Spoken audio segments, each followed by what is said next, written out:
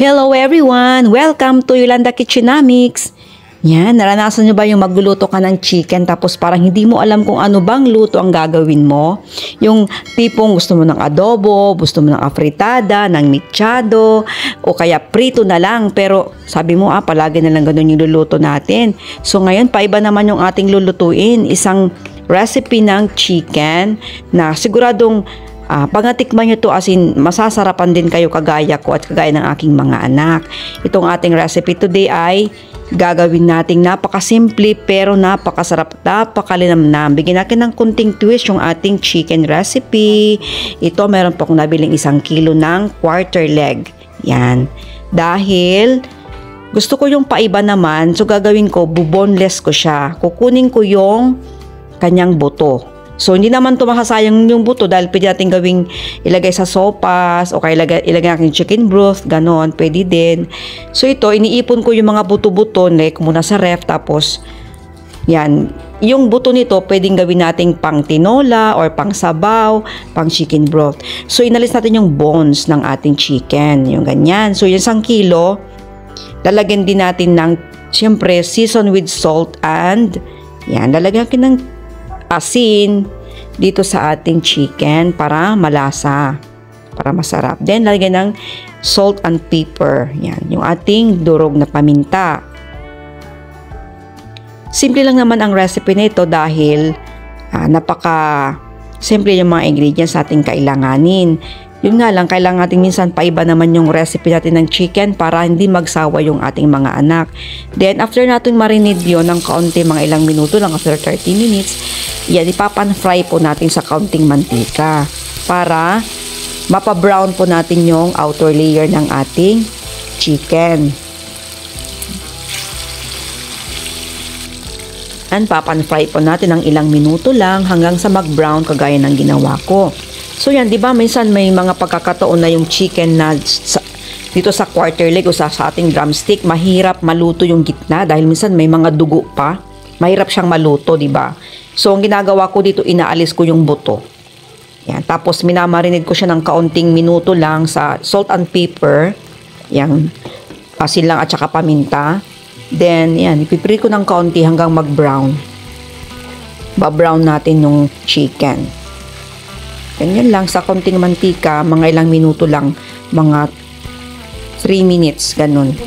Yung pagluto nito hanggang sa mag-brown. Iba-browning natin. Ganyan, pan-fry lang natin. Diba, simple lang yung pagkakaluto, pero masarap to. Kakaiba siya. Actually, favorite namin to sa bahay, yung ganitong luto. Yan, pan-fry na natin yung ating chicken sa may paa, quarter leg. Yan. Then itong ating mga gulay like yung patatas, yan, papa-brown din natin ng kaunti para hindi siya yung durog or malata na klase ng patatas. Then set aside natin. Then dito gagamit po ako ng butter. Yan. Saute natin yung ating mga ingredients. Sama yung ating garlic po. Diba?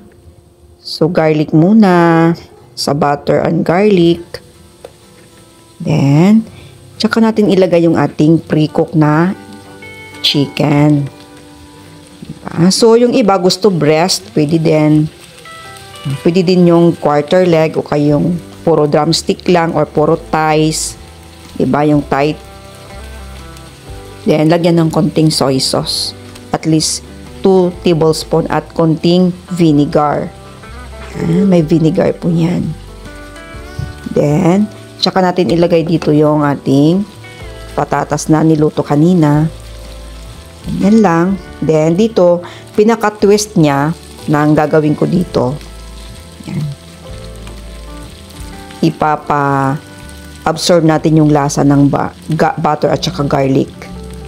Diba? Ang sarap, diba? Then ito, mayroon akong nilagay na honey. Yan po yung pangpatamis natin, yung ating recipe, kaya masarap. Yan. Masarap, no? Butter, garlic with honey. Diba? Napakasarap na combination sa ating chicken recipe. So, kung ayaw nyo po ng quarter leg, pwede po yung breast. Yan. O kaya pwede yung part ng thigh. Mga chicken thigh. Then, yan.